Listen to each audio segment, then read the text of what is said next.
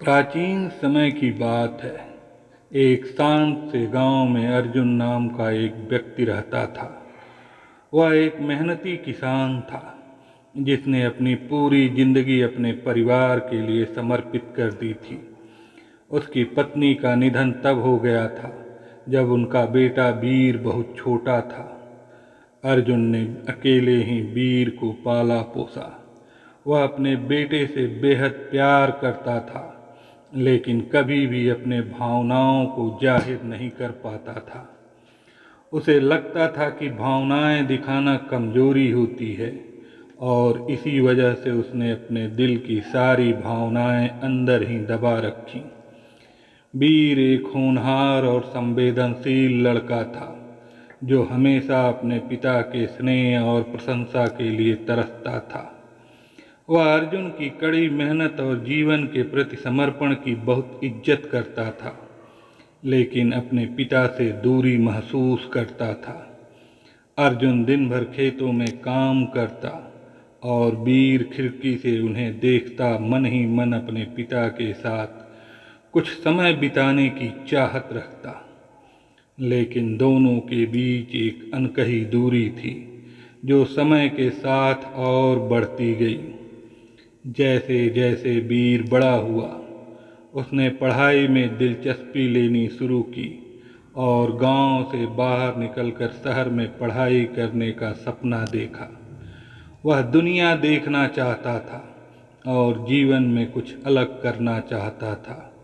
अर्जुन, जो जीवन भर सिर्फ खेती और जमीन को ही अपनी विरासत मानता था, चाहता था कि वीर भी उसके साथ खेतों में काम करे और उनकी पारिवारिक जमीन की देखभाल करे। अर्जुन के लिए वह जमीन सिर्फ मिट्टी नहीं थी, बल्कि उसकी जिंदगी का सबसे बड़ा खजाना थी, जिसे वह अपने बेटे के हवाले करना चाहता था।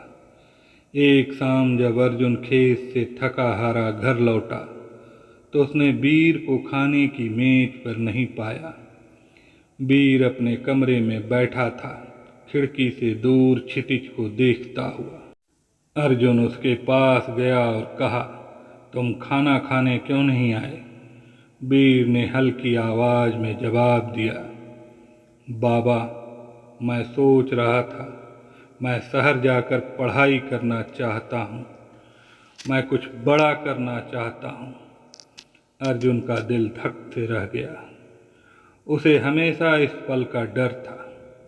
उसने वीर की आंखों में उम्मीद और जिद दोनों देखी, लेकिन उसके अंदर एक अजीब सा डर घर कर गया।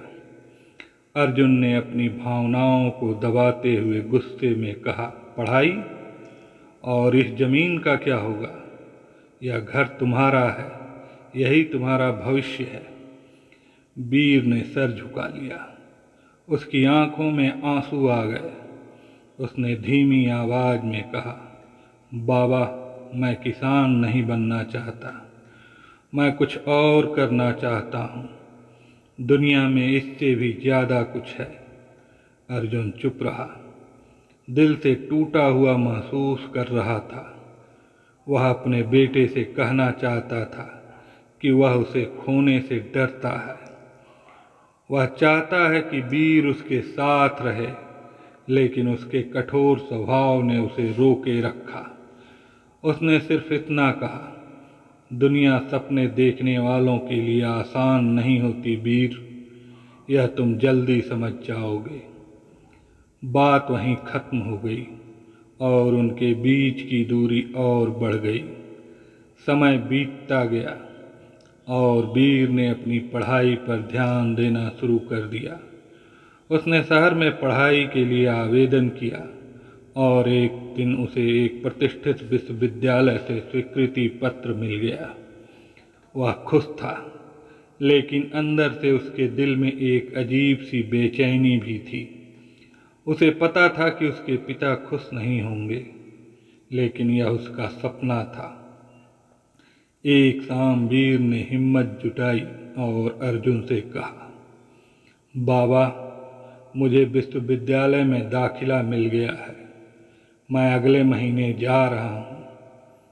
अर्जुन की आंखों में गहरा दुख उभर आया, लेकिन उसने इसे जाहिर नहीं होने दिया। उसकी सबसे बड़ी चिंता अब सच हो गई थी। वीर उसे छोड़कर जा रहा था। उसने बस धीमी आवाज में कहा, तो तुमने फैसला कर ही लिया। वीर की आंखों में आंसू थे, लेकिन उसने खुद को संभालते हुए कहा, हाँ बाबा, यह मेरा सपना है, मेरी जरूरत है। अर्जुन ने सिर हिलाया, लेकिन कुछ और नहीं कहा। उसके दिल में दुख और प्यार दोनों थे, लेकिन वह इसे कभी जाहिर नहीं कर पाया। वह बस खाने की मेज की ओर इशारा कर बोला, खाना खत्म करो। अर्जुन ने उस रात सोने से पहले अपने भीतर का दर्द महसूस किया, लेकिन उसकी जुबान कभी भी उस दर्द को वीर के सामने नहीं ला सकी। वीर 1 महीने बाद शहर के लिए रवाना हो गया। अर्जुन ने दरवाजे पर खड़े होकर उसे जाते हुए देखा। उसने एक बार भी वीर से अलविदा नहीं कहा, न ही कोई भाव दिखाया। वीर ने एक आखिरी बार मुड़कर अपने पिता को देखा। उम्मीद थी कि वह शायद उसे रोकेंगे, कोई प्यार भरा शब्द कहेंगे, लेकिन अर्जुन बस खामोश खड़ा रहा, जैसे हमेशा रहता था। समय बीतता गया। वीर ने शहर में अपने सपने को जीना शुरू कर दिया। वह अपनी पढ़ाई में सफल हुआ, अच्छे नंबरों से पास हुआ और एक बड़ी नौकरी हासिल कर ली।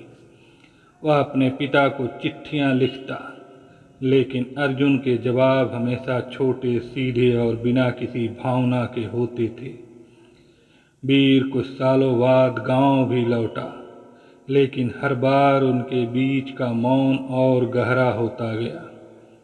फिर एक दिन जब वीर अपने काम में व्यस्त था, उसे गांव से एक फोन आया। यह एक पड़ोसी का फोन था। वीर, तुम्हारे बाबा बहुत बीमार हैं, तुम्हें तुरंत आना चाहिए। वीर के हाथ से फोन छूटते छूटते बचा। वह सब कुछ छोड़कर तुरंत गांव के लिए रवाना हो गया। जब वह अपने पुराने घर पहुंचा, तो उसने अपने पिता को बिस्तर पर पाया। अर्जुन अब बहुत कमजोर हो चुके थे। उनका एक एक सांस लेना मुश्किल हो रहा था। बाबा, वीर ने धीमी आवाज में कहा और उनके बगल में बैठ गया।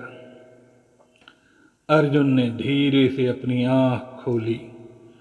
उनकी नज़रों में अब वही कठोरता नहीं थी जो वीर हमेशा देखता था। इस बार उनकी आंखों में नरमी और प्यार था। अर्जुन ने कांपते हुए हाथों से वीर का हाथ थामा। इस स्पर्श में एक गहरी भावना थी जो कभी शब्दों में नहीं कह सका था। मैं तुम्हें रोकना चाहता था, अर्जुन ने बमुश्किल कहा। मैं बस नहीं जानता था कैसे जाने दूं तुम्हें। वीर की आंखों से आंसू बहने लगे। बाबा, मैंने आपको हमेशा मिस किया। मैं चाहता था कि हम बात कर पाते और ज़्यादा समय साथ बिता पाते। अर्जुन की आंखों से भी एक आंसू बह निकला। उसने कमजोर आवाज में कहा, मैं हमेशा तुम पर गर्व करता था वीर, हमेशा। ये वो शब्द थे जिन्हें वीर अपने जीवन भर सुनने की ख्वाहिश करता रहा था, लेकिन यह पल बहुत देर से आया। अर्जुन का शरीर धीरे धीरे कमजोर होता गया और कुछ ही पलों में उनकी सांसें रुक गई। वीर अपने पिता का ठंडा होता हाथ पकड़े रहा, लेकिन अब कुछ कहने सुनने का समय बीत चुका था। उस क्षण वीर ने महसूस किया कि प्यार हमेशा शब्दों में नहीं होता। कभी कभी मौन सबसे बड़ी आवाज़ बन जाता है। एक अनकही अलविदा ने पिता और बेटे के बीच की सारी दूरी को मिटा दिया, लेकिन यह एहसास तब हुआ जब बहुत देर हो चुकी थी। वीर के दिल में हमेशा वह अनकही बातें गूंजती रहती जो कभी बोली नहीं गई, लेकिन उनके बीच का प्रेम हमेशा वहाँ था, भले ही कभी जाहिर न हुआ हो। इस कहानी को पढ़कर आपको क्या सीख मिली, आप हमें कमेंट में ज़रूर बताएं। और हाँ, इस तरह की कहानियों को पढ़ने के लिए इस चैनल को ज़रूर सब्सक्राइब कर लें, ताकि इस चैनल पर हमारी आने वाली नई कहानियों की नोटिफिकेशन आपको तुरंत मिलती रहे। धन्यवाद।